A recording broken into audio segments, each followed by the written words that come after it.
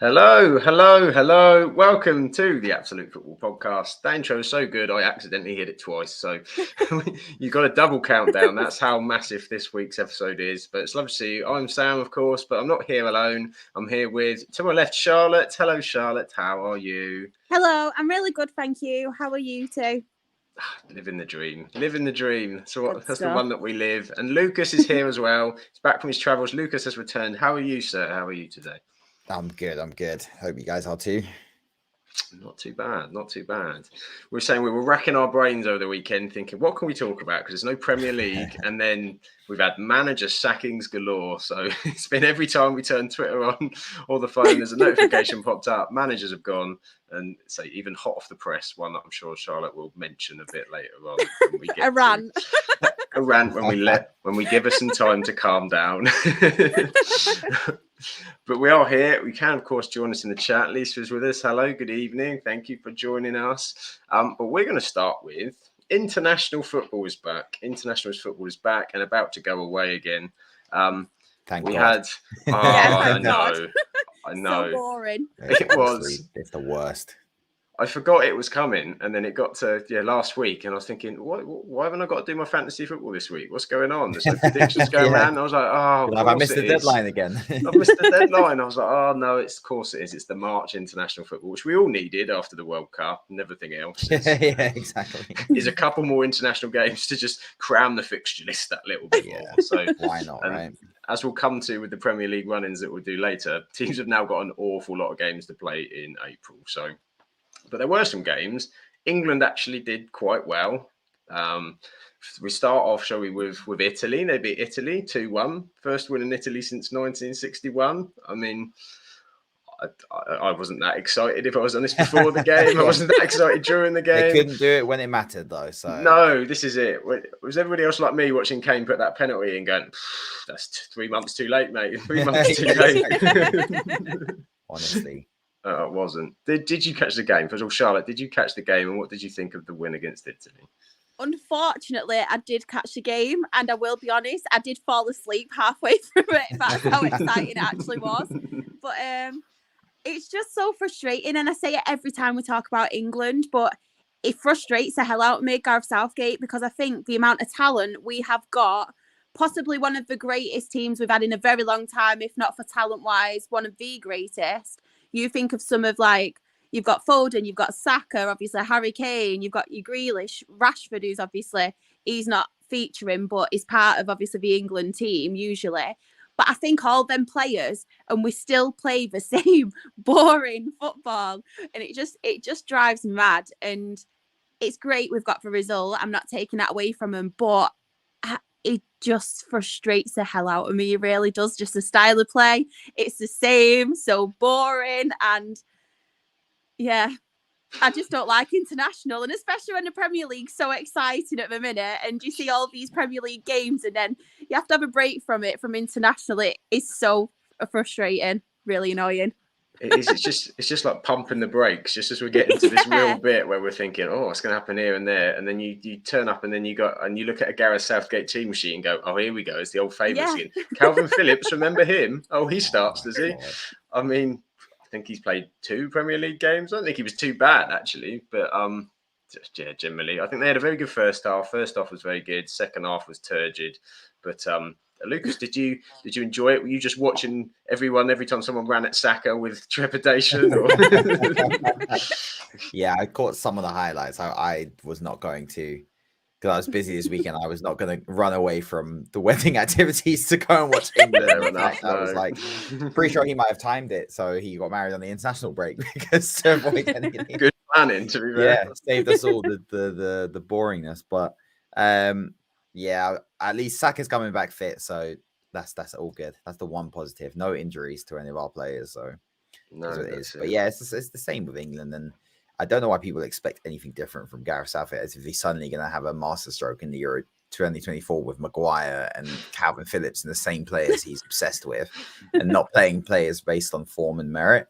I mean, it's like they're a good side, but it's as Charles mentioned, it's one of the best England sides for years in terms of like talent. There's better chemistry as well. So I'm not really surprised at how they perform in these games or even how they perform in the tournaments. I just think a better manager gets them over the line and gets us a trophy. Yeah. So it's really hard to get excited for England at this moment, to be honest. I'd rather just get the Euros out of the way. Get it done. I think the players feel the same as well. I mean, you can't be, particularly say talking of Arsenal's case, you know, the league title is something that they're drilled into them every day from Arteta, and then they're taken out of that into this kind of, okay, well, yeah, when we get to the Euros, we'll all be excited and bothered about it. But I mean, I say Chris mentions here, obviously Rashford was spotted in New York instead. He didn't make it. I was very pleased when he dropped out with his when he got his knock. Yeah, nice one, Eric. Thank you. Very tactical there. Yeah, good job. But yeah, they got 6 points. And Italy and Ukraine are the toughest two teams in the group. We actually got a tougher group this time than we usually get as well. So I think this is it. No injuries. Although I don't know if you managed to catch as well, Lucas, the Rodri tackle on Odegaard. You almost had a moment. Oh, I saw that. Yeah, that was that was assault. Pep is doing everything in his power to destroy our form. He definitely paid for Kim Kardashian's tickets as well. It's like every curse in the book for Arsenal. He's showing absolutely everything to do it. Everything. So absolutely, and I think we've got through it. So June Professor in the chat, not one for internationals outside of tournament football. I thought I'd watch these two games and give it another chance. And he says first half against Italy was good, but the rest, turgid. I mean, I can't see why we couldn't just at the end of the season have a quick 3. If we need to get these games done, then just chuck it there. You know, everyone's on holiday anyway. Get it done. Get the season finished. I know it extends it, but it doesn't really because you just play internationals the last week instead of the last Premier League games and do it that way. So utterly bonkers, but it does coincide, though, Charlotte, with I didn't really need to come directly to you when I was going to say non-league day for any particular reason, but it was non-league day this weekend as well, so it gives people the opportunity to watch some proper football as well, rather than England strut around on a pitch. I know. Eyeing up the competition for us next season. Yeah, exactly. Scouting, Charlotte, scouting trips for 23-24. Absolutely.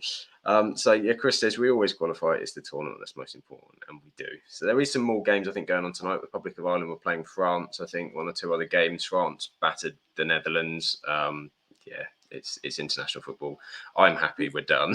I think we're all happy we're done. So I think we'll leave international football there and move on to some exciting topics that we want to talk about. And yes, Lisa's already in the chat asking about who will replace Conte, and that's where I want to come on to first, because of course, Antonio, we had a big episode last week about Antonio Conte's rant.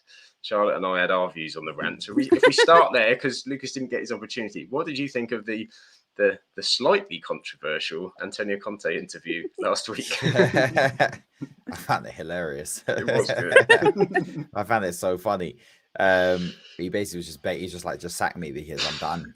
I'm basically done. Come get me out. Yeah, I don't blame him. That club is a shambles. Like, imagine having the most expensive tickets I think they're in Europe now, aren't they? Most expensive tickets in Europe. So, yeah. For that, to go and watch that, like, and not even like the odd Carabao. I mean, I was going to say not even the odd FA Cup, not even the odd Carabao Cup every few years. Like, they haven't won a major trophy since what?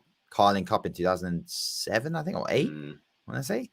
So, yeah, I mean, it's daylight robbery what's going on over there. And I think Conte's not completely innocent in this. Like, the football has been pretty bad. And he's very stubborn. He's got some players in there which he should be utilizing more effectively. So it's not his fault. But then again, they're 4th. If Spurs end up getting 4th, that's a good season. They're Spurs. Like, I don't know why they've shoehorned themselves isn't it? into this top 6 thing. And it's like, why? Like, you're the only one. Leicester have got more of a right to be in that top 6 because they've won 2 trophies in the last 10 years. That's true. So I'm like, they're just there, and it's like, you're just there for why are you here? Like, you don't do anything until when it comes down to it. So, yeah, once Harry Kane leaves, we'll be giving Spurs we'll be giving them the same amount of airtime as we give Bournemouth on this show moving forward. But no, the rant was pretty epic, and he wasn't wrong. No, it was like systematically. I mean, it's very straightforward. It's like the only constant is Daniel Levy. It's like, how can you have all of these managers who have literally won trophies every other club, and then not even that, you've got players.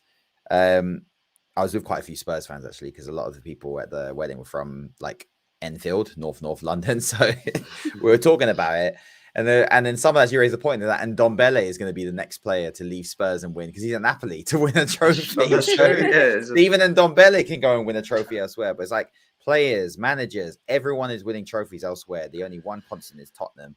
And it comes down to it. It's just the way it's run and the ownership and the strategy behind the investment and the personnel they hire, the players they sign, the director of football. Like it's just the club just has no real like intent to ever win. I don't think that's Daniel Levy's. He's just a businessman. He knows how to make money, and he's very good at that. So I'm not surprised. But if they're renewing their season tickets, this is what they're going to get. So we'll see what happens. But I'm a little bit annoyed he didn't because I would like to see him just go out to the end of the season because I didn't think they'd get any better. And I'm a bit concerned with the Nagelsmann rumors, to be honest, because I think that would be a very good fit. I was hoping they'd go and get someone else useless, but yeah, if Nagelsmann's got to be, there's no way if he respects himself, he's going to Tottenham. But then maybe he's looking at it as a nice payday. Well, maybe this is it. And the thing I can't get with the Nagelsmann rumors is he's only just left Bayern Munich, which all happened in a very quick storm. So I can't imagine he's been sat there for the last week thinking about. So I can't imagine Spurs even popped into his head in the last week to suddenly make that kind of decision at the same time he's watched that. Maybe the only reason is he watched the Conte interview, which wouldn't make you want to come to that club, would it? No, you don't look at that and go, "Oh, wow, what a lovely place to work." I know. Where can I submit my CV? Why should Bradley's been sacked? Yeah, exactly. Why would any top manager go there? But then again, it's ego, isn't it? It's like, look, right? Yeah, you're gonna go there, waste your exactly. If you're the manager, it's like the same thing with like I mean, it's not the same level as like the manager to finally like get Man United back to Ferguson level or get Arsenal back to Wenger's early years or whatever it is. It's not that level, but I'd say if you're the first manager to win, if you win a Premier League or a European trophy with Spurs and you're the first manager to do it, you will go down in the history books. You'll be cemented, to be honest. Yeah. So I can see the appeal. And then if it goes wrong, you're going to get a nice payday because they'll sack you. Just call them out in the press conference. This is true. You now know your way out. I mean, I think we were saying a little while ago, like Conte was looking for a way out and say, Chris is, they spent 170 million last summer. It seemed like even when they appointed him that it was always going to come to this point, always going to come. It was an inevitable thing. I get the feeling with wherever they go next, without a plan, it's going to happen again. They never really backed him. They've got to get a proper director of football in or technical director who's like got a long-term plan, which I believe they did have with Poch. I can't remember who it was, but I think they had someone who was on the same page. But even the Conte thing, it started off, and they managed to get fourth last season. And you thought they would push on. Like a lot of people had Spurs finishing quite high this season because, the summer stuff, Bissouma, Richarlison, on paper, everything looked like it was going well. But then it turns out that half of those signings were club signings and not the manager signings. Yeah. And then you look at Dan Juma and then what's the right back they signed? Oh, Pedro Porro, yeah. No, the other one, the English kid. From Middlesbrough? Oh, I know you mean. Is it? Yeah, it wasn't. No, not Tavernier, was it? Who was they bought from Middlesbrough? Jed Spence. Spence, that's the one. Yeah. Jed Spence. Was it Middlesbrough he was signed from? Or Forest? I think it's Forest. I think he was on loan to one, wasn't he? From Forest to Barrow or something like that. Yeah. Loan at Forest from Middlesbrough. Yeah. So, and then not playing them. And then once you see that already, once you see new players come in and just not even get chances, and then players who are playing in their positions playing really bad, and then you're like, okay, so the disconnect's already there. So it's only a matter of time. It was literally only a matter of time. I think after the Jed Spence signing and you saw you looked at it and you were like, yeah, this is not going to last. This is done. 30 million on like a very promising English right back, and he just doesn't get played when you've got Emerson Royale instead. Exactly. That's your go-to. Yeah. Absolutely. Conte is just waiting for one of the clubs in Italy to. I think someone must have mentioned to him, "Oh, the job's going to be available soon." So hurry up and start packing your suitcase and get ready. I think we'd all mentioned prior to the whole Juventus stuff, Juventus as an option, didn't we? Obviously, they're in different issues now, but there'll be one or two. He can go back and he's a hero in Italy. Yeah, it's the one he hasn't done, isn't he? Yeah, I think they're gonna pull the plug. I think it'd suit him nice. Rusty reckons that Nagelsmann should go to Dortmund or Ajax, and just for good measure, he also thinks that the Arsenal will get relegated. I think we're going to go on to the Nagelsmann thing as well. Actually, we are indeed. The two things kind of merge. So we'll go on to Nagelsmann in a minute. We'll stick with Tottenham. Stop Tottenham for now. I mean, I think you just look at that club and you just think, how are you going to put something together? Because whoever comes in now has that fallout. They have Daniel Levy. they've got to deal with the Harry Kane situation, which could by this summer already put them in a position where they've got to look without Harry Kane. I mean, I heard an interesting piece today that said if Poch came back for part 2, maybe that's the one thing Kane stays for. Would he stay for anybody else? But even then, you're thinking, if Kane makes that decision this summer, and even if he doesn't make that decision this summer, you're still going to have to prep for that period. As you said, Tottenham are just going to drop way off because Son's gone off as well. That's your other top player who's already dropped off this season. You've got a lot of high wage earners sat there again, and you say you're starting to build again, new manager, new principles, etc., while they're watching probably Arsenal on an open top bus tour in May. Exactly. And continue as they are. It's the perfect storm. So, I mean, Shah, what do you think Tottenham should do next? Well, apart from give up. Is this a full podcast? Yeah. Might need a lot of time. Yeah. But, I think the problem is obviously coming from the top. I think no matter what manager they have got, it's like Mourinho. Mourinho didn't win anything at Tottenham. Obviously Conte, you've got top managers like that who are not winning anything. And I think it all stems, like I said last week, just from the top, because it's not a coincidence that season after season he's spending money, we're just not getting anywhere. Obviously, like Lucas mentioned, expensive tickets now and stuff. And what are they going to watch in these fans? It's not as if it's consistent, like good football, because it's not. It's negative. And the players as well, like we mentioned, you've got Harry Kane, obviously, he's performing, he's getting a goal still, but you've got Son. Richarlison's now injured, but he's not really proven himself, has he? So I think there's a lot that Tottenham do need to work on, but I think a lot of it does stem from the top. And I just think if they do want to go further, Levy obviously has to go or make some sort of changes. Yeah, they may have to accept a bit of a backward step from the top 4, I think, to do that. Yeah. I think you take Harry Kane out of that side next season, I can't see any of us putting them in our top 4 predictions where it sits now. Because you look at Arsenal stepped up to the level of City. Those two are up there. United have shown themselves to got themselves kind of together, and they're going to go big again and potentially take the striker off of Tottenham anyway. You can't imagine Liverpool are going to continue like this next season. Chelsea have spent a dog load of money and eventually will start putting things like that. Right? Tottenham are in a real dangerous situation that they'll be struggling to compete with the Brightons and the Brentfords and suddenly be towards the back end of that top half very quickly. They need a rebuild, don't they? Yeah, completely. They've got to get the next manager right. They've got to go. I don't know why they've been going for this defensive tacticians for the last, Santos, Mourinho, Conte, all very defensive, defense first managers, which I think they've tried. They've trialed that experiment and it's not working for that club. It's not suitable. I think they've got to get a bit more progressive, but I honestly think there's 2 or 3 managers in the Prem who are perfect. I'm concerned, but I don't think they'll go for them.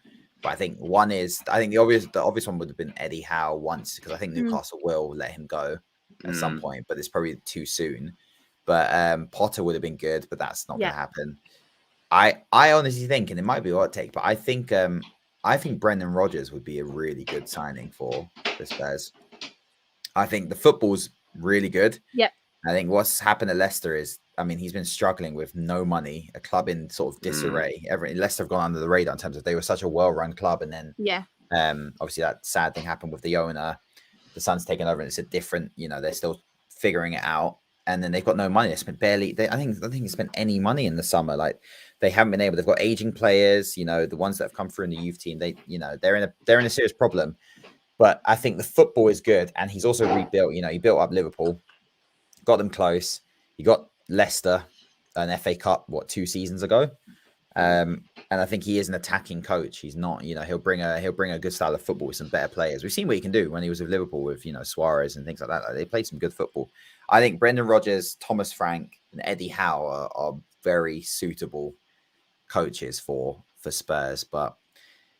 Yeah, we'll see what happens. Hopefully, none of those, especially Thomas Frank, I think is the dangerous part. I completely agree, but I just think the Tottenham way and his way is just to throw money at like big names, and that's what's frustrating. Because obviously, they could do a project and they could obviously build it up throughout the seasons, but I think with Tottenham and his problem is it just goes out for big names and just splash obviously with the managers. And I think that's the problem because, like you said, them names are absolutely brilliant. And I think they could, obviously, season after season, I think it'll be quite a long process, but I think they would be perfect for them.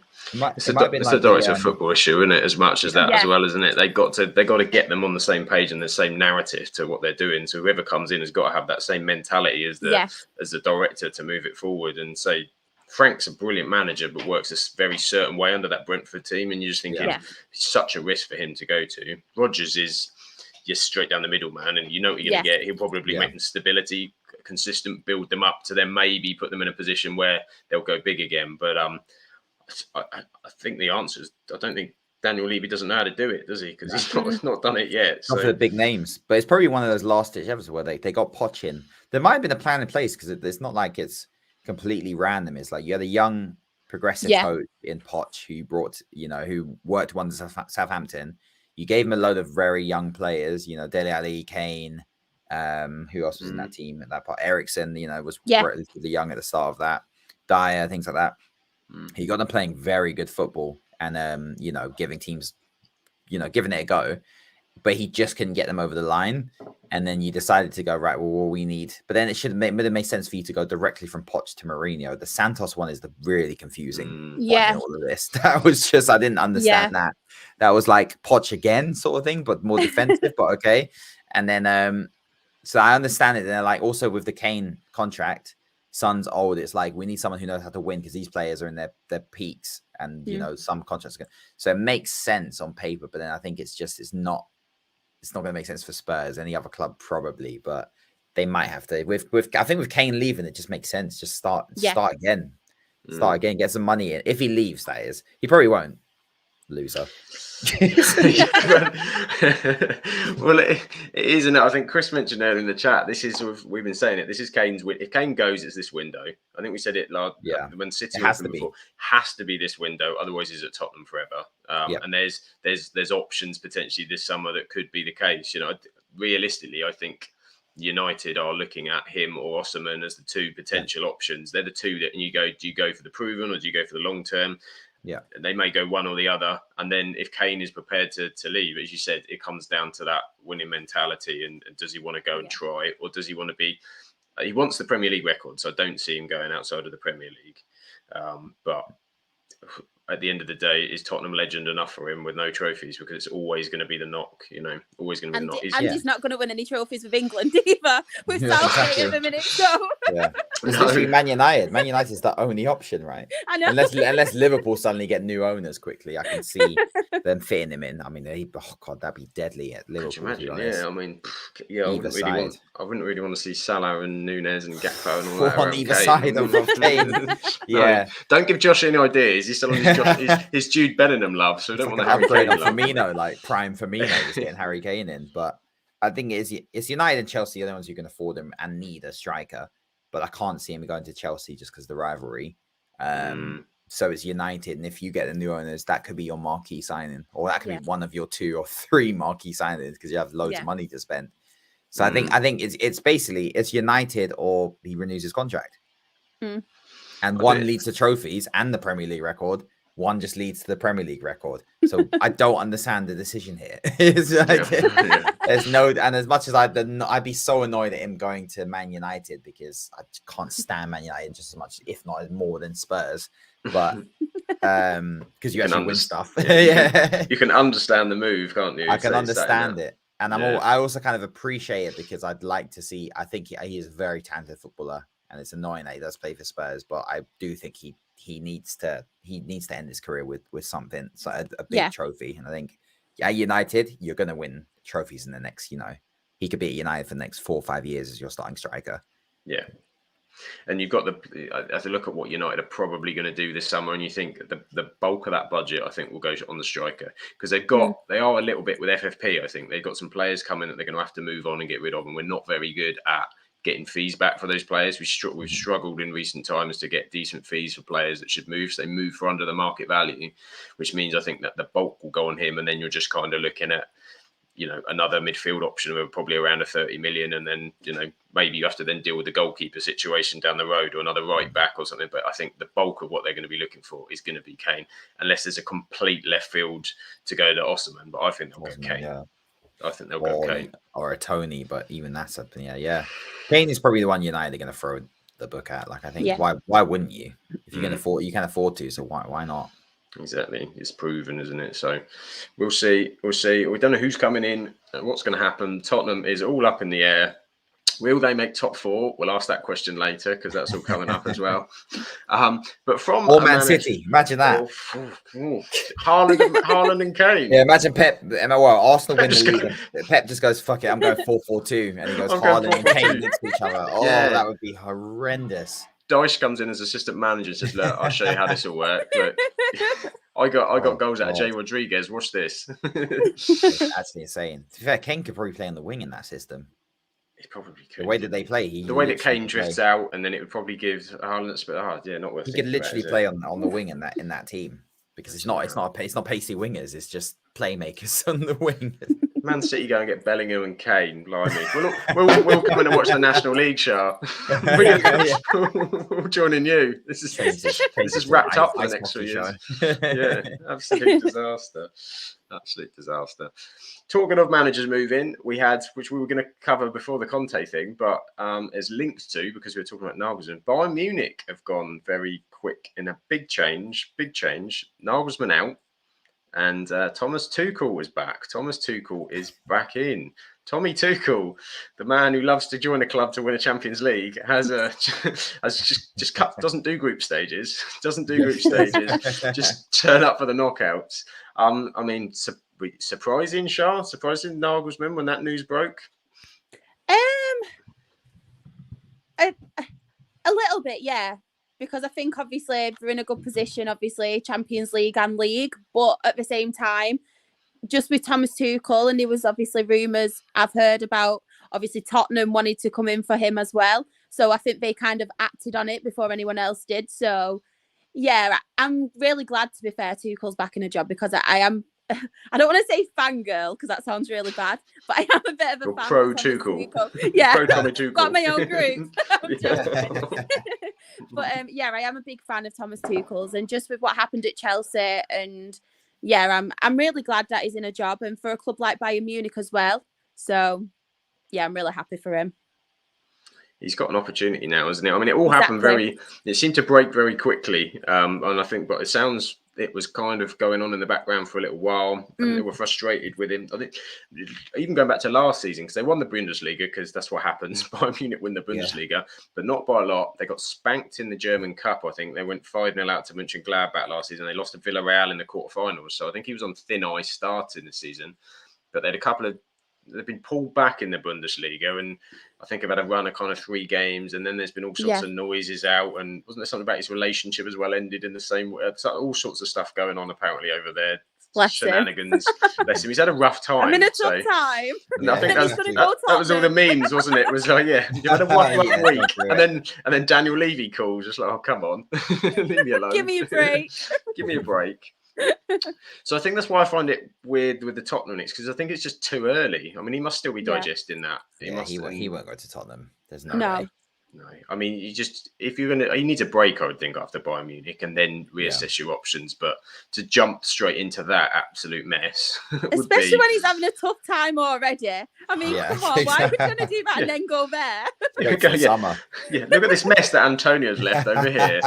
Why? Yeah, come and clear all of this up. Yeah, there'll be jobs in the summer. They could be. I think Rusty mentioned. I think Ajax is a perfect fit. Yeah, and they're struggling as well, so it's probably that Schroeder's going to go in the summer.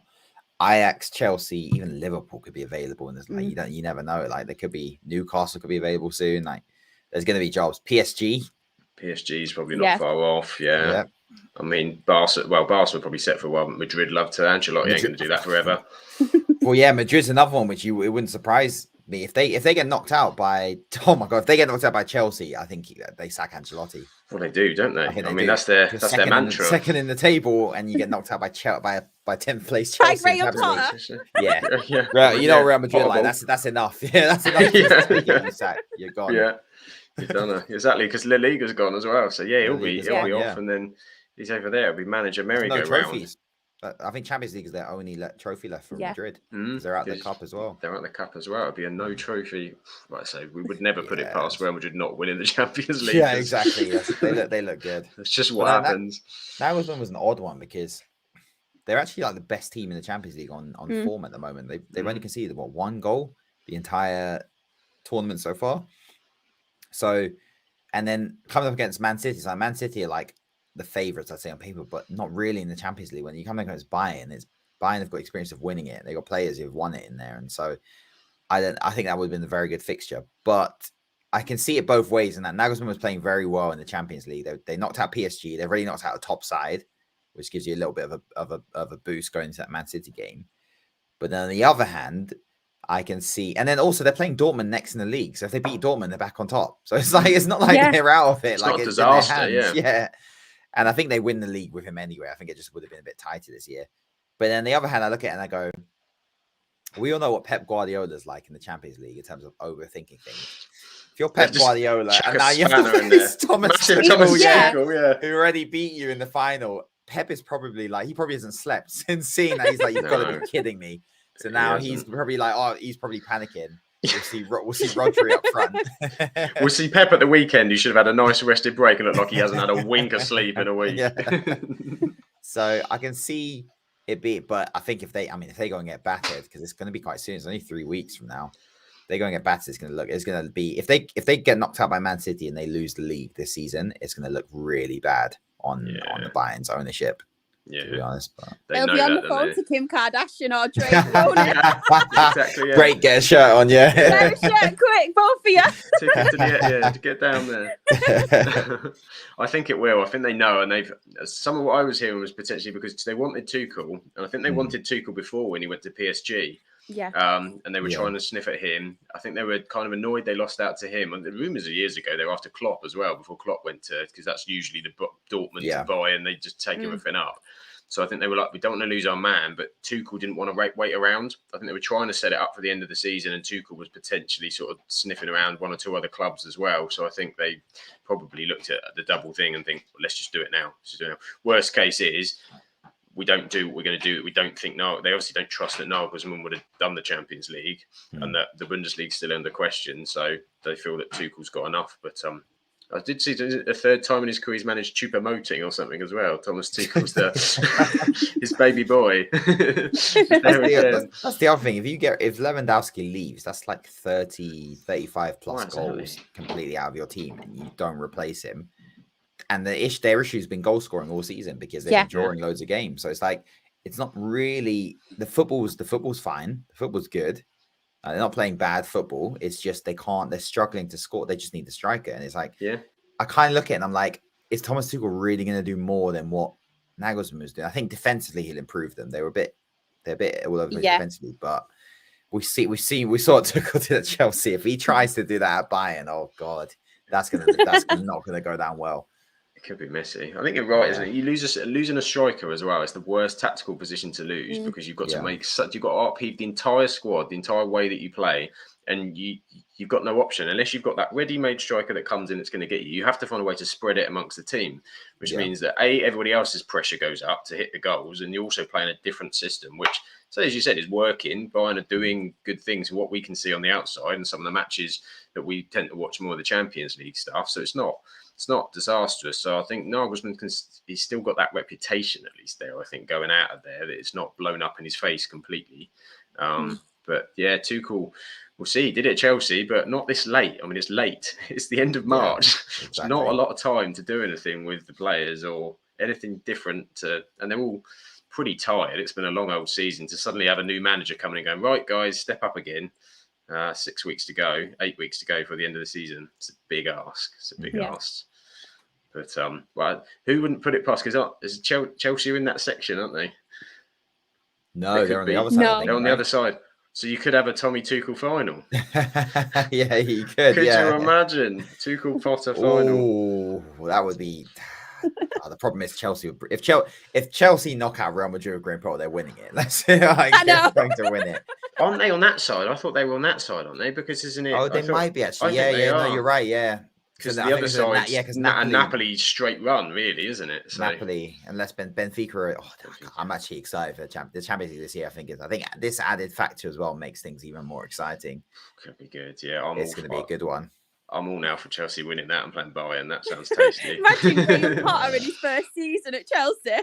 Wins the Champions League. Champions League, beating his old coach there as well. Yeah. It'd be so Chelsea. Like Conte's on his way back as well, like just ready to slot in there. Like he was on the bench last week, so he's back. Oh, it'd be so Chelsea for that to happen. All these new signings just turn into absolute ballers in the Champions League. Mudryk absolutely running the show. It'd be, you can see it, can't you? You can see it. Oh, it'll be epic. One to keep an eye on, the Champions League. The Champions League has come back soon, but the Premier League is back this weekend. The Premier League is back, and we've all got our eyes on the Premier League. And so what we're going to do now is, because we're on the final stretch of the Premier League, we're going to have a little look at the run-ins, give our views on what we think and where we think it might end up in the three key things. Probably the one that Lucas is most interested in is the title race. Well, not that title race. This title race. Yeah. What do you think about the League One? Is it Plymouth or Sheffield Wednesday? No, we will come to that.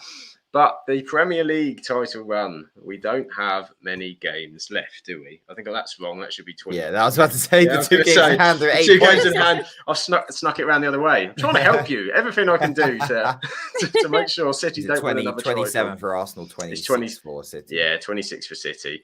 With the 8 points, so City with the game in hand could make it to 5. So, my God, look at City's fixtures. They're winning every single one, aren't they? You just look at. I was looking through this earlier, and every ones I looked at, I kept going, "Oh, that's tough." And I was thinking they're all playing the same teams. It's just this time of season they all look tough.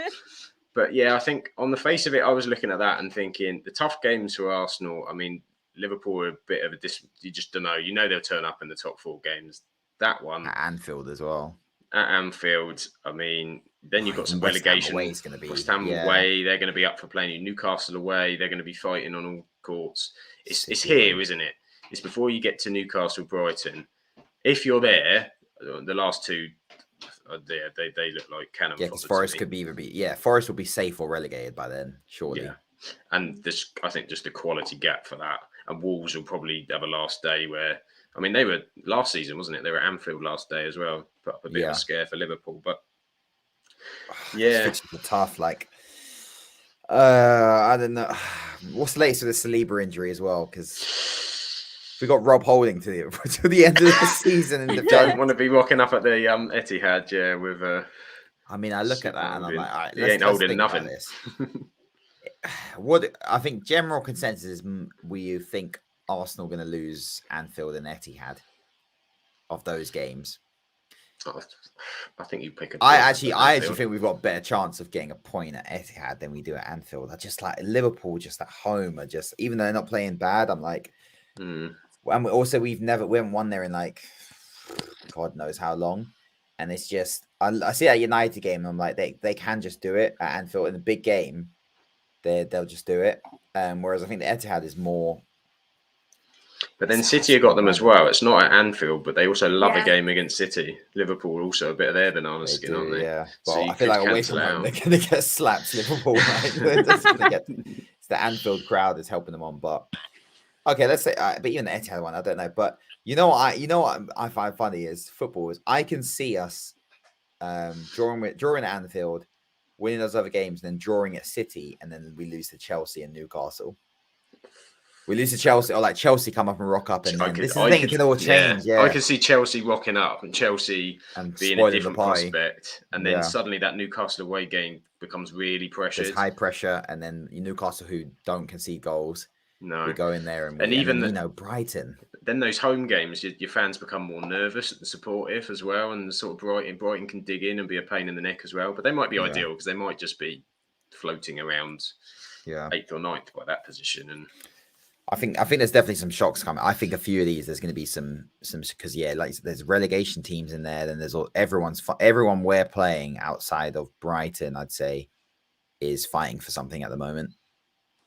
Every single one right there. Whereas City have got a lot of teams who are going to be around. Fulham, Brentford, Brighton definitely at the end. Yeah. West Ham, even Everton and Leeds like that. Like Everton, look like they're probably going to be safe. when they've got to fit these in as well. So Yeah. you've got Brentford away. These are TBC, so they've got FA Cup and Champions League games. Yeah, I was going to say that. A lot of definitely. games. They've got a lot of football.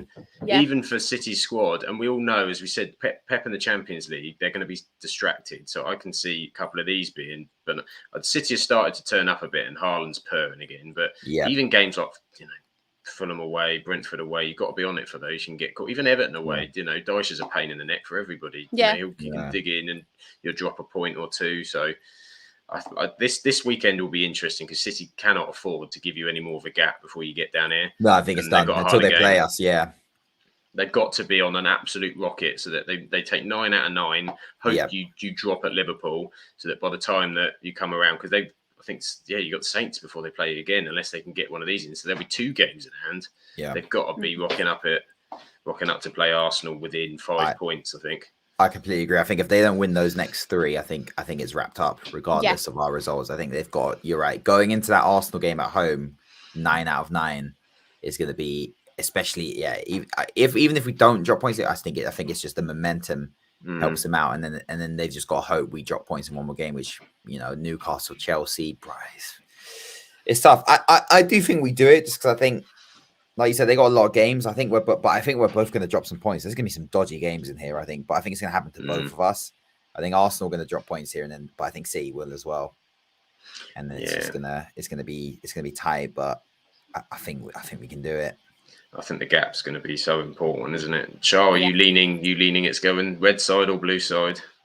I'm leaning. I think Arsenal will win it, to be fair. I just think they've been playing really good stuff. As much as Manchester City obviously play good stuff, they've got Haaland. I just think Arsenal, it's destined for them to win it this season. And I think City have got, obviously, like we mentioned, the FA Cup. They've got the Champions League. So that's obviously a lot more games to fill in as well. And yeah, I really hope Arsenal win it. As much as I'm from round here, and obviously Manchester City, I don't want Manchester City to win another title, and I think it'll be really good for Arsenal to win it. And I think like with Saka and like Arteta as well, because obviously it's been a few seasons where Arsenal fans have obviously been frustrated, and it has been like a project that they've been working towards, and I just think it'll be great for them to win it. And I don't like Manchester City. Sorry. Yeah. Someone needs to break the Manchester City chain and say, for me as a Manchester United fan, all those rival clubs are not ideal because they're all our main rivals. But someone's got to do it. And I think Arsenal has been a bit of a fresh air for the league. It'd be nice for perspective to see it break the dominance, to also show to teams as well that you can come back and you can get involved again. Because we were all looking here last season going, oh my God, it's going to be Liverpool Man City for the next decade. This is horrible. This is absolutely terrible.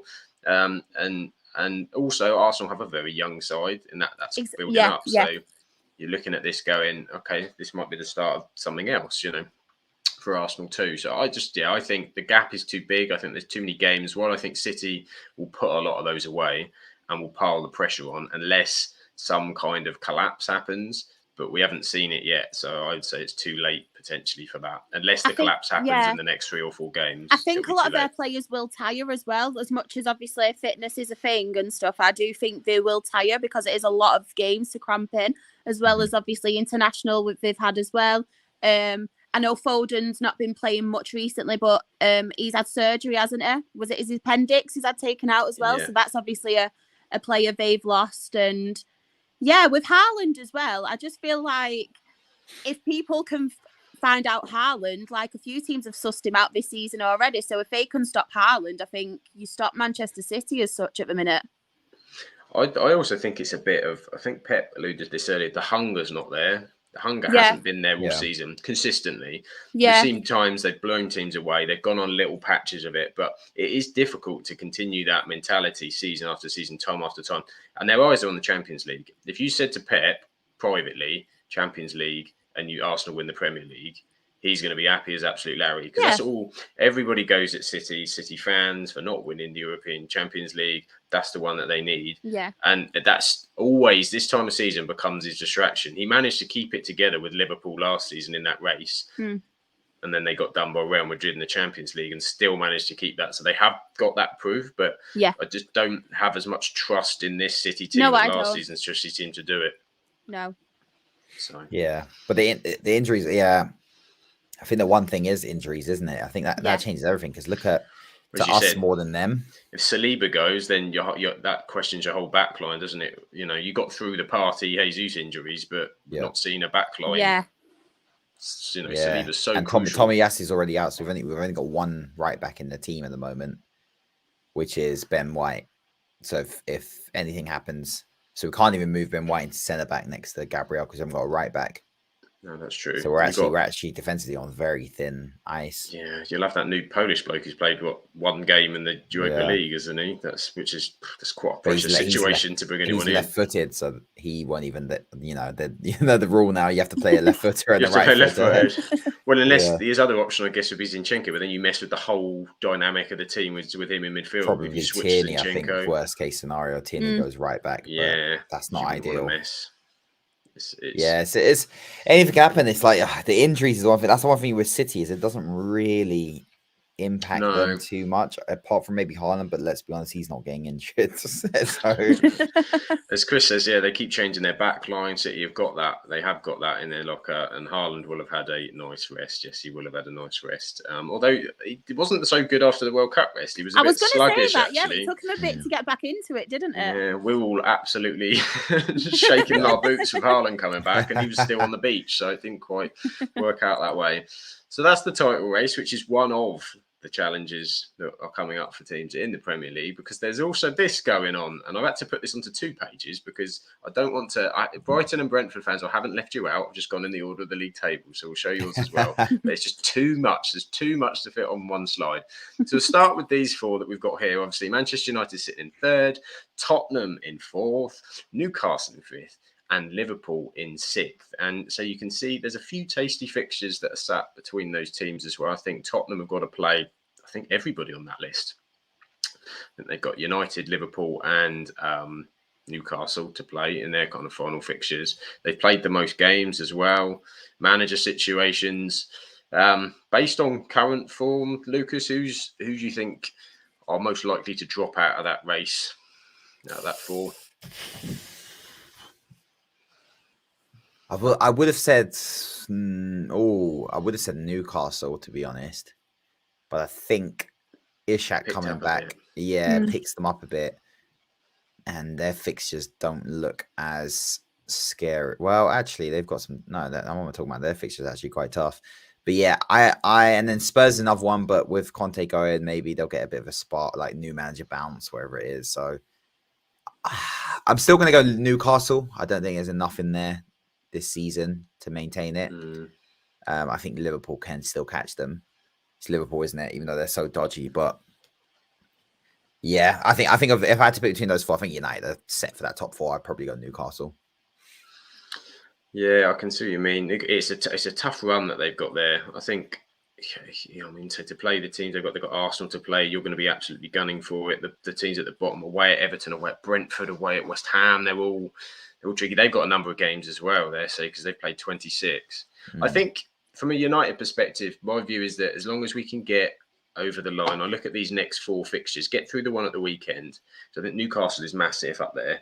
If we go and get beat up there, we get dragged into it. If we go and at least get a point, and then we're fairly good in the next few games. Brentford at home could be tricky, but you'd hope to take points at Everton and Nottingham Forest before the cups come around, and we're kind of be a bit distracted as well, just to lean on that advantage and say, hopefully that Liverpool, from our perspective, don't go on a juggernaut run and start to mix it up. But so I'd feel, a few more wins, and I feel reasonably confident on the Champions League. But yeah, it's you think Tottenham and Newcastle, but with Liverpool are just so funny, aren't they? Because we've all got that fear of what they can be, but then they go off and, like the game after the United game, dropped off completely and lost to Bournemouth, and you're just thinking, if they continue to do that, it isn't going to be enough.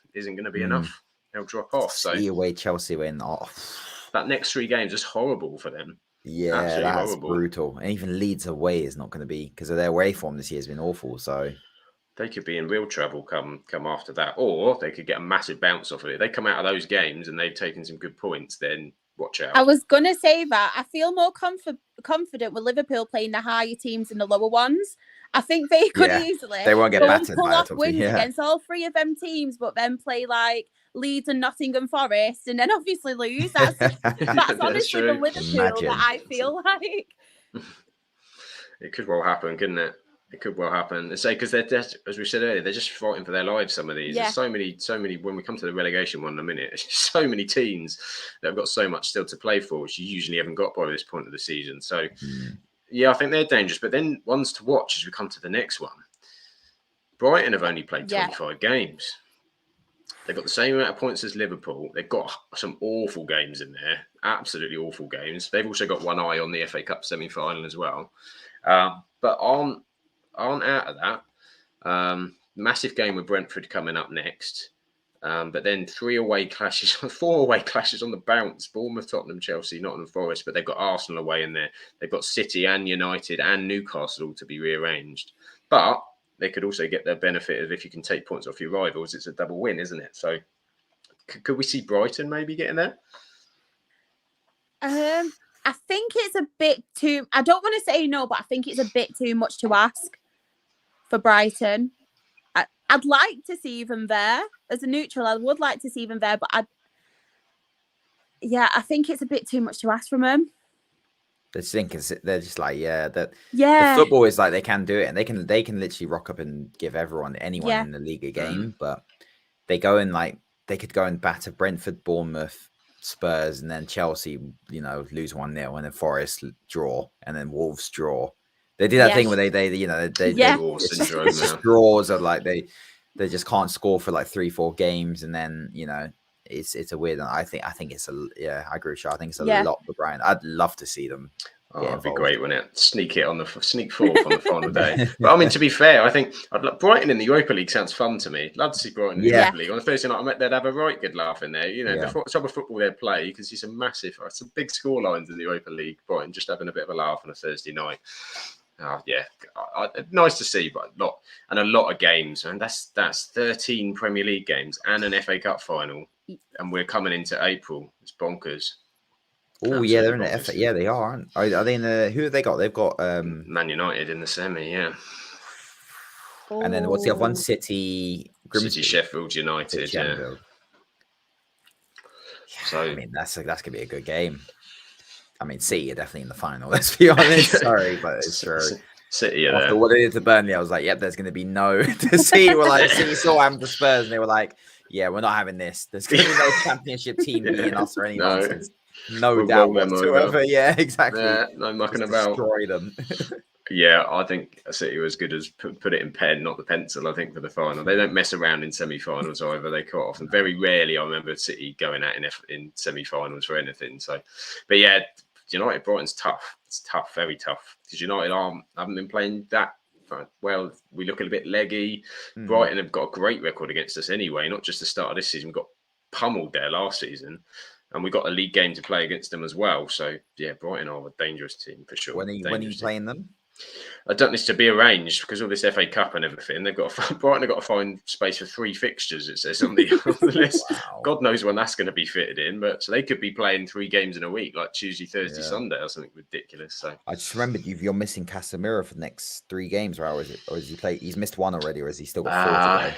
He missed the Fulham semi-final. I think that was his first, wasn't it? He's got 3 to go. So Newcastle. Isn't Eriksen due back though? I'm sure I saw something that Eriksen's due to come back April, sooner, rather than later now. Eriksen could be a nice addition for the last month. He might be back in there, yeah. I think certainly so. So Sabitzer will drop in. I think out of the next 3, it's the Newcastle one at the weekend, then a couple of results that you hope to get through, and then he should be back in time for, I think, Tottenham, I think, is Casemiro's potential next game. But, yeah, so it's a horrible one for Brighton. So, yeah, and Chris says here, I think he's back in training as Christian Eriksen, so that would be good. I've put Brentford in there as well because if they are there, mathematically 42 points, but that run is horrendous. That is shocking. I mean, Brighton away, United, Newcastle, okay, Wolves and Villa, they'll probably look at as possibilities, but then Chelsea away, don't know what Chelsea are going to face. You've got a trip to Anfield, you've got a trip to Tottenham under new manager, And on the last day, you've got Man City, who may well be trying to chuck the kitchen sink at you to get what they need on the final day. So Brentford again, fantastic season. Be nice to see them punch in, but I think it's going to be a tough ask for them as well. So we'll move on to what is the biggest relegation battle, because we've pretty much got the rest of the table in here to try and fit in. So I thought, it'd be nice. What we'll do the title, we'll do the Champions League, get them all on one slide. And then I looked at all the relegation teams and thought, how are we going to do this? So we've got 3 slides of 3, because that's how many teams we've got. 9 teams, I reckon, are involved in this, which is just utterly bonkers. So we've had Crystal Palace, obviously, with big news with their change. Roy Hodgson is in for the 17th that time. Is a risky one, man. Yeah. Not sure about that Palace. No, Vieira, I think Vieira would have kept them up. Wouldn't have been a great season, but I think they would have kept them up. Yeah, I think so. I don't think Hodgson is that guarantee anymore either. I know he's worked with some of the players, but I mean, I saw something. I know Zaha's been injured, but he hadn't scored in 12 games or something crazy. Yeah. And they've got no one else scoring. So goals are Palace's problem. But they're playing teams that on paper are all around them pretty much. Yeah. Bar Fulham, Tottenham, the rest of them are all down there. So it's relegation clashes every week, which can be positive or negative. But you'd rather be playing the teams so you can direct affect them than having to go to the Etihad or the Emirates or anything like that this time of year. So that's not a bad little run for Palace. Wolves have been better under Lopetegui. I like Lopetegui. I think what he's done there has been really good already. I think he's already started to give them a new look midfield already in a couple of months, I think, to look past where they're going to, because I think Neves and Moutinho go in the summer. They look a different prospect. They, again, are another one with goals. Yeah, they are more dynamic. And I know they had that result against Leeds the other week, but they were quite good for some of it, and they were down to 10 men. So I think Wolves will be okay. Couple of Nottingham Forest next game. They've got Leicester down there as well. Villa, Everton, games I think that they can win and pick up enough points to maybe take them out of it. And then we've got Leeds. They've got some tough games, Leeds, haven't they? Yeah, they've got some tough games. Really I think last we checked, because I think you and me were both on Saints, Bournemouth, and Leeds as our 3. So does that change looking at Leeds' fixture list there? They're unpredictable, because whenever I watch them, I mean, they look like they can do damage. I'm not quite sure they've got attacking flair, haven't they? Yeah, Monto and that can make things happen. They've got that some of the other teams don't have, but they also are leaky as anything. They're leaky, aren't they? But it's usually the goals that keep you up, isn't it? Which is not. It's not. Getting battered here and there. It's if you've got people who are scoring goals, you can stay up. So I'm not sure. I'm not sure about Leeds.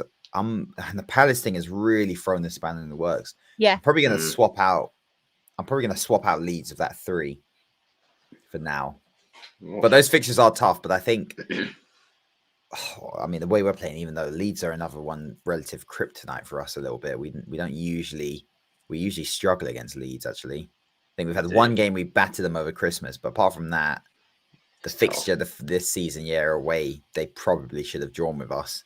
It was a dodgy penalty shout, and then last year, not the one before Christmas, they're a little bit troublesome, Leeds, whenever we play them. Once in a while, it could be another one we just bat them 5-0, but. But I expect them to beat Forest and Palace at home, to be honest, and probably even Liverpool. Well, true, you wouldn't put that past. They beat Liverpool early in the season, didn't they?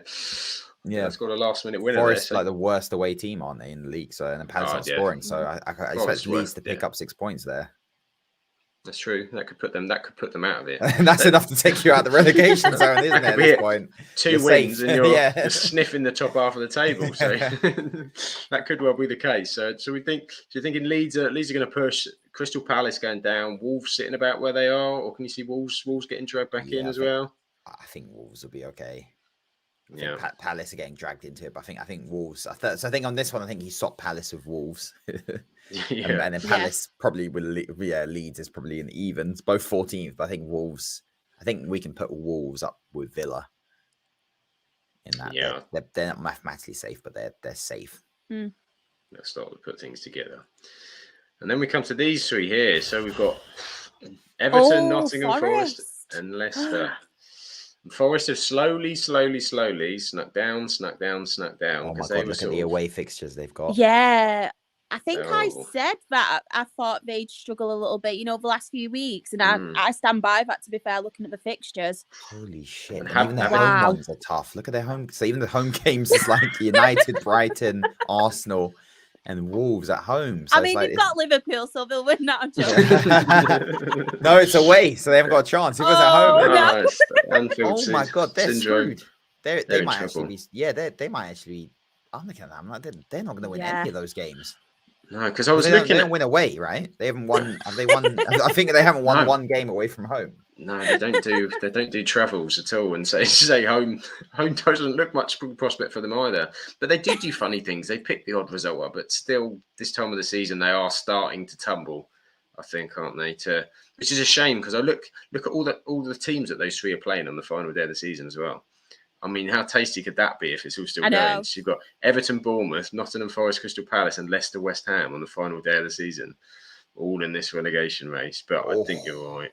Yeah, they're bottom of the away table. Have they won any games? One or two games? Only one game they've won away from home. I think Forest are screwed. I do. It's the next three for them, isn't it? I know. That's a disaster. If they get relegated, that's actually a disaster. That's going to kill them with all The those only players, good with all those thing wages. My I was going God. to say the only good They'll- thing with they'll be Forest screwed. is at least with injuries, they've still got like another squad they can like. Yeah, they have. Yeah, They they'll won't just be put. short of players. They'll put a phone call in. It'll be like the God. Bat Cave where they put the bat signal up, and this other coach of players will just drive out. They must have some Switch in. relegation release clauses in there, Oh, otherwise. You would hope so. You'd hope so. Well, they're going to be in some real financial issues with that. But I think it's the next. I look at that as the next three. We'll know in the next three. Yeah, They've got to take some big points out of that because then United, Liverpool, Brighton, Brentford, disaster. With Chelsea and Arsenal waiting in the wings as well. Next three, they've got to take 6 points out of that. And even that might still make it a bit twitchy. Everton have got a bit of a sort of a mixed match. They've picked up a bit. They're home. I always think with Eddie Howe home form, but again, they're home games. I mean, Tottenham now. What Tottenham are we going to see this weekend? Who knows? They've got the assistant manager stepping in. Everton He at might home do as something well. completely different. So who knows? They've then got to go to Man United. Fulham at home. Fulham are. Who knows with them? They can be tricky away from home. They make things difficult. And then Palace, Leicester, they've got some of the games down there too. So I think with Everton as well, I think playing Fulham, it wouldn't be the worst because you think if Mitrovic, I don't know if he's going to get a longer ban. So if he's obviously out longer, he's out that for a could be an while, easy. I'm not saying easy 3 points, but it could be a potential 3 points for him. They've got the goal scoring problem, haven't they, Everton as well? Yeah. But done all right recently, but I think Sean Dyche was such a good hire that it's enough. And those fixes are relatively reasonable. A lot of draws in there, I think. There's points down there, yeah. You can see them picking stuff up, totting it up. Not doing anything too impressive, but just totting up enough. Exactly. Just keep themselves out of there. Because none of those teams are going to get 40 points. No. That are down there. So it's going to be what, the 32 point to survive. Yeah, but this is it. You're looking at these shows going 2 wins will do you. Just the 2. Yeah, exactly. 2 out wins. of 9. 2 out of 9 and you're safe. You'll be all right. But so you've got another who down there. And again, Leicester City's fixtures are pretty much everybody down there, plus City, plus Liverpool, Newcastle. They've got their to fixtures are on the lighter side, I'd say, compared to the other ones. But I also think Leicester are a potential favourite to go down. Yeah. Best squad, but the club is just it's a mess at the moment, isn't it? Yeah, it is. And defensively, I mean, God, they are. I don't know what they have no defenders, isn't it? Like Fires, the David Luiz. Oh, David Luiz 2.0. David Luiz call him. Next to Marte as their two. Oh, Daniel Marte. They're not going to have any clean sheets. It's just not going to happen. You can't see it, can you? Again, they're another one. The goals you can kind of see there, but it's a worry. I mean, and say, imagine West Ham versus Leicester City on the last day. Winner stays up out of that. I mean, that's huge. Two sides you thought would be nowhere near it based on recent. Both of them were in the top 8 last season. When they Leicester's just outside, maybe, but West Ham finished 8th last season. They won the Conference Europe League.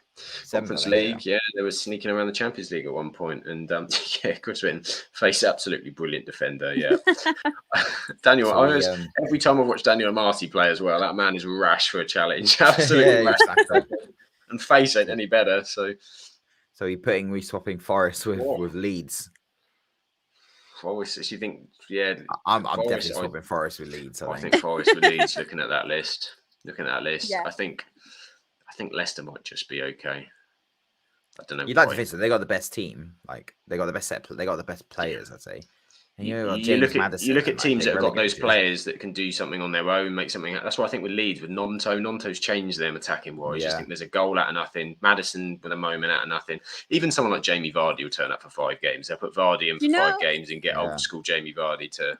Do you know what is a worry though? Like your other teams, like your Southampton and Bournemouth, are picking up points as well though. So it's not as if like they're not adrift. Either. No, they're not adrift.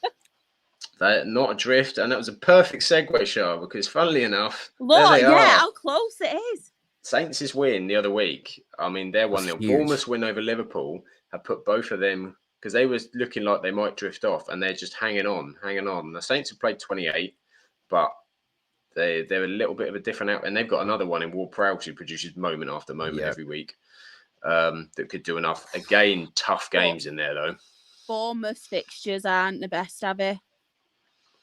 They've got to play. Their home games are troubling. Yeah, I'm just looking at the home games. The home games. Yeah. The home games are what you want. Whereas, West Ham's home games. See, the thing with West Ham is they can pick. They can beat some of those teams. They can pick up a point against us and United if they wanted to.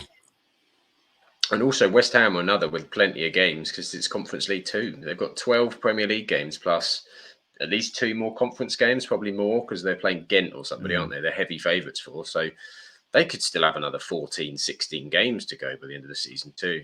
If they keep Ings fit, they'll score goals as well. That solves that problem. I think, isn't Carney coming back as well soon? I think I'm sure he's on his way back. Yeah, I think he's not too far away, which you can actually see on our guest episode, which is on the channel, where Ramon and Shah are all about West Ham special with Russ Budden. We were talking about and how much they do like Max Cornet, so they are very hopeful he comes back. You can check that on the channel, not now, but later. so I think he's potentially on the way back. I think Scamacca's just coming back as well because he's been out for a little while. I think they're trying to get him fit. Danny Ings as well. They're trying to integrate into that. There's goals in West Ham's team, though. That's the thing. Yeah. There's goals. I don't know. I don't think West Ham go down. Bournemouth, Southampton is just. This is impossible. Whoever calls this is going to make some good bit of money on. I cannot call this one. It's tough. This has got to be like, how is this the toughest relegation? Like, I think right? Yeah, I think it's something about 12 years at this point since there's been that many teams in at least kind of within a what was the Norwich? Was it the Norwich Palace, the one where each team was in 17th on the last day? Yeah, do you remember that? That might have been 2004 or 5. That might have been quite early in the noughties. I think it was early, and there was about 6, wasn't there? There was about 6 that could. There was like 1 or 2 which were practically goal difference sorted, but there was at least 5 of them I think going in that final. I mean that'd be epic. It'd be absolutely epic on that final day. To have this kind of scenario would be amazing. Would be crazy. Was. I'm gonna get it here because I remember that. I remember watching that, and the table was like, 04, 05. That was it. It was changing back and forth, wasn't it, Jack? Was that the West Blackpool Brom, season? Palace, Norwich, and Southampton basically all took turns being 17th, being 18th. Sorry, on the last day of the season. I mean, that's where it's really stress for a fan, isn't it? That's real stress, on the final day, and you're just watching it's one thing, I suppose, going for cups, going for titles, but sweating on a survival on the last day, watching your team up, not 10 minutes later, you've gone for a cup of tea, and then all of a sudden you're like 20th. It's just an absolute disaster. The thing is, West Ham have actually got a very good. They're doing pretty good in the home table. Yeah. Which is why I'm looking at that Southampton Newcastle game, and I don't think they lose either of those. I think they beat Southampton, and I think Newcastle they could sneak a draw and maybe even a win. There's your 6 points, and then Bournemouth are 18th in both home and away, so it's not even a given. I think Bournemouth they've had a little bit of a purple patch, but I think Bournemouth have gone, and then Southampton Southampton actually, they're 12th in the away table. So Southampton away. Oh, so that Southampton West Ham game is actually that could go either way. That could go the other way. Saints could pull someone out there, Oh, and you see, they got Forest away. There's points. They could nick something there. Southampton's away form is so good, and then look at that Arsenal. You see what I mean? It's just stuff like that. They just throw them in there. They'll be the ones to come to Arsenal and stink out a draw or something. As well. It'll be them. It's just this Bournemouth is not looking favourable, and Forest. It's in terms of the fixtures. I mean, Leeds at home, Leeds at West Ham at home, Forest at home, but their home fixtures they've been pretty good. Even Forest actually pretty good at home, but it's so tough to call. It's just This is what we want, though, isn't it? This is what we want. We want the end of the season. See what's going to happen. So the Premier League, we will wait and see. But the Premier League wasn't playing this weekend, nor was the Championship. But Charlotte is here with League One. There was a few games in League One, was there not? So we saw this very, very briefly earlier. I'll pop it up long time this time. It's League One. So over to you, Charlotte. Yeah, I'm going to just read out some results because there weren't many games. So I just thought I'd read out some results first and then we'll have a talk through the table. So a shock result of the weekend, Forest Green, who were rock bottom, beat Sheffield Wednesday at home 1-0. What a shocker! That was a shocker. Was that the one where Duncan Ferguson was partying in his car or something at a petrol station? He was videoing. I watched the celebrations and he just grabbed like a random little kid. Like, he's a fan, don't worry, not just a random kid on the street. That sounded really wrong. He grabbed a little boy, bless him, and they were celebrating together, which was really cute. So, and Charlton and Wickham both drew 1 apiece. Exeter absolutely thumped Accrington Stanley 5-0 at home. So, not a great result for Accrington Stanley. Fleetwood beat Lincoln 2-1. MK Dons beat Morecambe 1-0. Peterborough beat Derby 2-0. And Portsmouth and Port Vale was a draw. They drew 2 apiece. So, at the top, we have got Plymouth and 80 points. They didn't play, but they still sit obviously at the top. Sheffield Wednesday are in second after obviously their loss against Forest Green. They're on 78 points. In the playoffs, no changes. We've got Ipswich on 75 points, Barnsley on 72 points, Bolton on 64 points, and then the only team who did play was Derby, who obviously lost 2-0 at Peterborough, but they are still in the playoffs.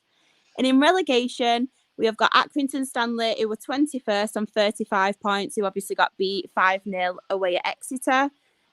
Morecambe sit 22nd on 34 points. They lost 1-0 away at MK Dons. Cambridge didn't have a game, but no change for them. They are 23rd on 30 points. And Forest Green, even though they are rock bottom, they finally got 3 points. So well done, Forest Green. Unfortunately, they are still bottom, but they have got 26 points. So another 3 points. So no change there, but good 3 points for them.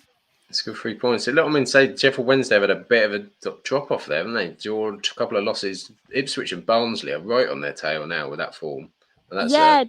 Definitely. I just feel like there's always that one team because I'm sure they went through a patch, Sheffield Wednesday as well, where they topped Plymouth for a few weeks and there were quite a few points as well, weren't they? Like ahead of Plymouth. But they seem to have got a run together, even though they haven't played. They are top, which is good.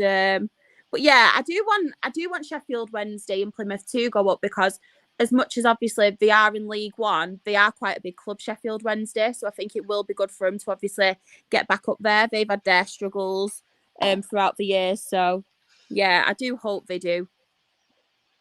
Quite a big interesting, club. Won't it? It will be interesting. And so Derby look like they're sneaking off a little bit. That loss against Peterborough's dragged them back in as well, isn't it? So They're Derby, a very strange team, Derby. Yeah, I just feel like recently they have had a couple of on the form table they have had a couple of bad results. So I don't know if it's like other clubs creeping up on them because Peterborough as well seems to be doing quite well recently. So it will. Haven't they got Darren Ferguson in charge again for like the 17th time? Yeah, they have. He's like the Roy Hodgson of Peterborough. And the Neil Warnock. Everyone's coming out of retirement. Just everyone, but and like I mentioned as well, there's no change at the bottom. They are to be fair, they are my teams that I would have said to have gone down. I just think they are really struggling. As much as Forest Green did get that win, I just don't see them obviously changing it. No, yeah. And you look at all the form at the bottom there, the form and the teams above them seem to have picked up. I think the only potential one could be Oxford, because a lot of the teams above them seem to have picked up as well. So I think they are maybe... as much as Oxford are there, I don't think they will go down, to be fair. I think the other four are just too inconsistent. Still so tight, isn't it? So it's those runs and losses. Accrington on a 4-loss streak there, aren't they? Yeah.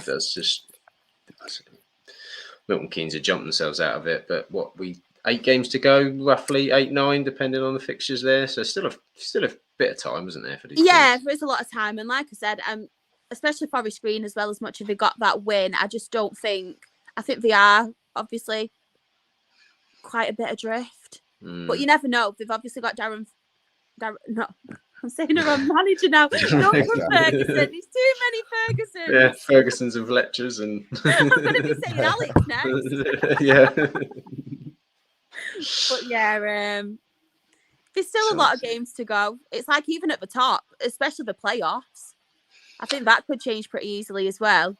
Yeah, it could definitely do. So Peterborough look like they're the ones that could nick him. Wycombe aren't a mile off either. So yeah, a lot. I think that could still change in that league. I'm still really shocked about Ipswich, because season after season they do find a way to mess it up, Ipswich. So I'm actually quite shocked that they are still in third, because they seem to, honestly, every season they'll be there like ahead of everyone, and they'll just mess it up every single time. So I am quite shocked. Well, they're smashing the wins out because they've been the draw specialists, haven't they? They've only lost 4 times all season. That's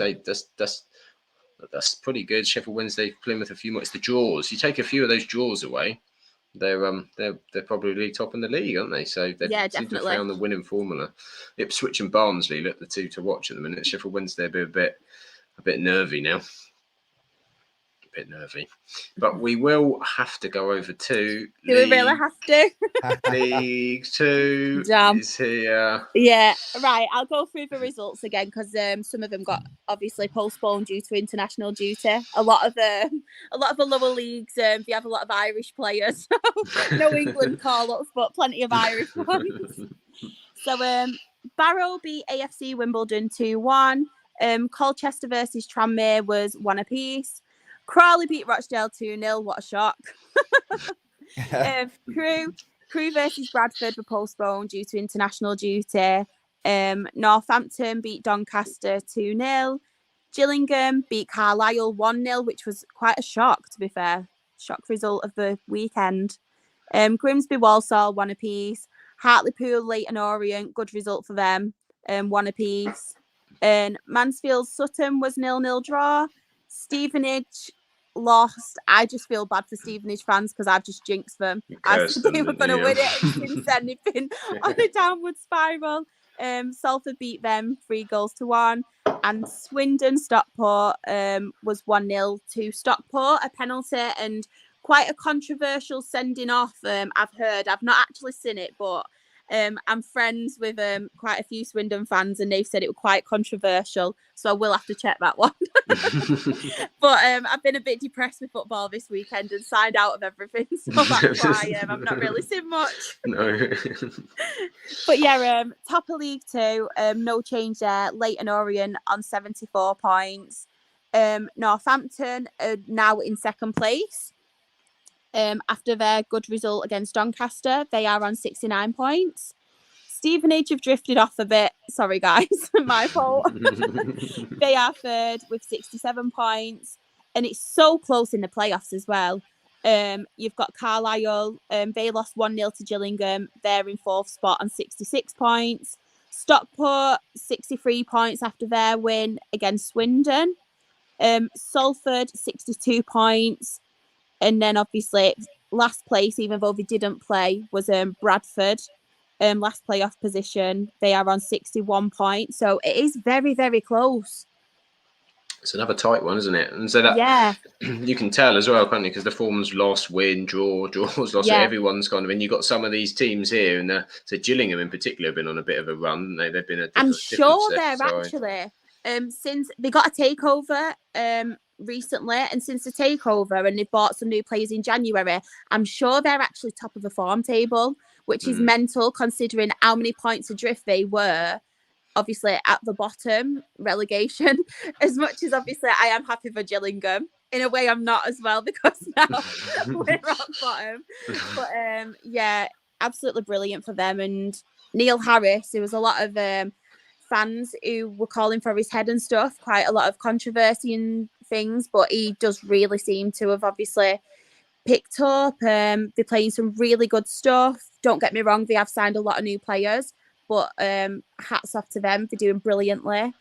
And in relegation, do I really have to go to it? Relegation, obviously, Hartlepool are there on 31 points. And they did manage to get a draw, though, against top of the leaders. I can't even speak now. I'm too depressed. Top of the table, Leyton Orient. Yeah, just... And then there, rock bottom, Rochdale. Not a massive shock, but it's just very disappointing because we went out and obviously got that result against Swindon. Obviously, it's not good to leak 4 goals, but Swindon are doing decent. They're quite a good big club as well. So you're at home. You manage to score 4 goals against Swindon. Don't get me wrong, Charlie Austin scored 4 against us, but it's the Charlie Austin.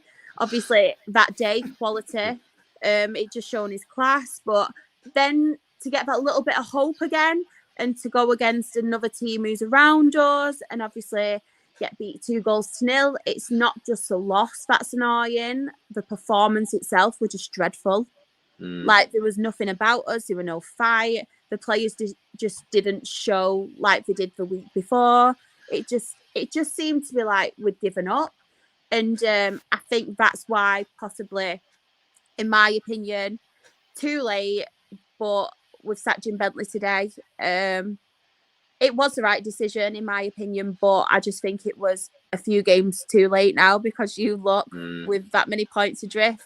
We've got quite a tough running as well coming up. So it just kind of frustrates me that we've done it so late because there was fans calling for his head, obviously,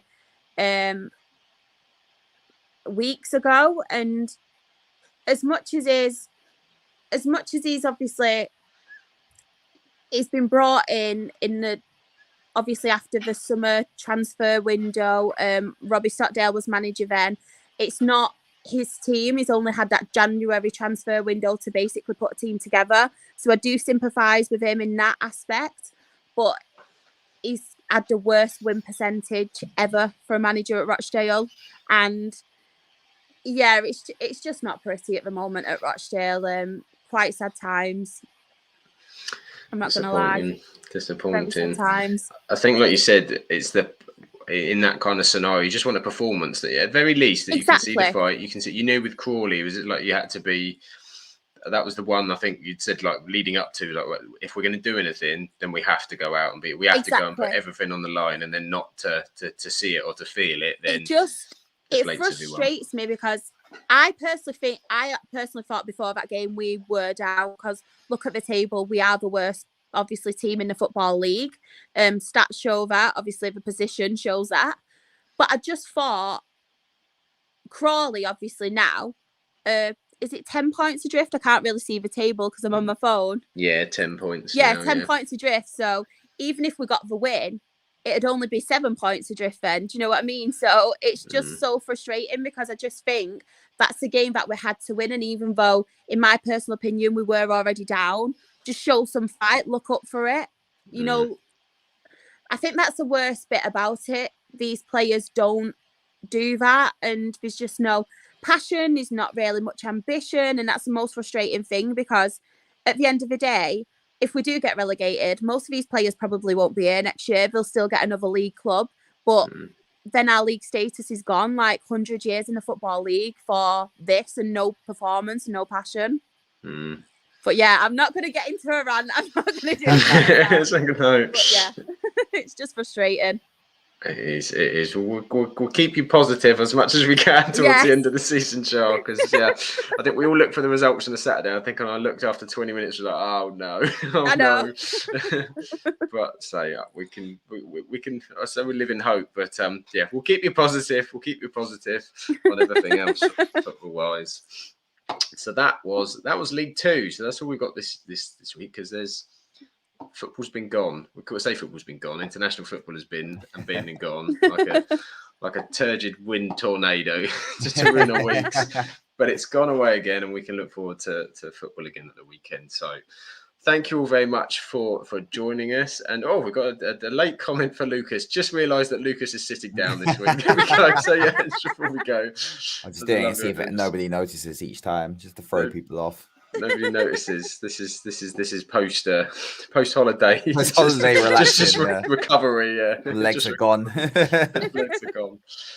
But thank you everybody for joining us. We will be back again next week, potentially a light bite on Thursday as well. As I said earlier, we did our first guest episode with West Ham with Russ Budden. That's available on the channel, so do check that out. We go deep dive into West Ham with Russ, who's the stadium DJ at West Ham and also part of the West Ham network. He was a fantastic guest, and we really enjoyed chewing the fat with him and going through that. So hopefully light bite, Absolute Football Podcast next week. But of course, where can we find everybody? Charlotte, where can we find you? Your socials on the screen this week, but just in case it was on audio, how can they find you? Yeah, so my tag is underneath my name on there, but you can find me on TikTok, Instagram, Twitter, and you can catch all my Rochdale Her Game 2 stuff. That is Rochdale HDT. Perfect. And Lucas, we can see your handle as well, but tell the good people where they can find you. You can find me on Twitch. At CrabDribble on Twitch, and then at CrabDribble _ on TikTok and Twitter. Perfect. And you can find me Up the FM Ducks on Twitter, on TikTok, on YouTube, on Instagram, everywhere. Up the FM Ducks, there, the handle. And this week I've put up all of the Absolute Football Podcast ones because they are all slightly different. But just so no excuses, people. There's no excuses now. So yes, we're Absolute Football Podcast on the YouTube, the Twitter Absolute Ball Pod, TikTok is Absolute Football Pod, and Instagram is the Absolute Football Podcast _ So just to show you where we're all at, that's where you can find us. Do follow all those accounts. That would be great. Check out all the stuff that we're doing, and we can keep you up to date on what we're going to be doing next. So again, thank you everybody for joining us. Have a fantastic week, and we'll catch you next time. See you soon.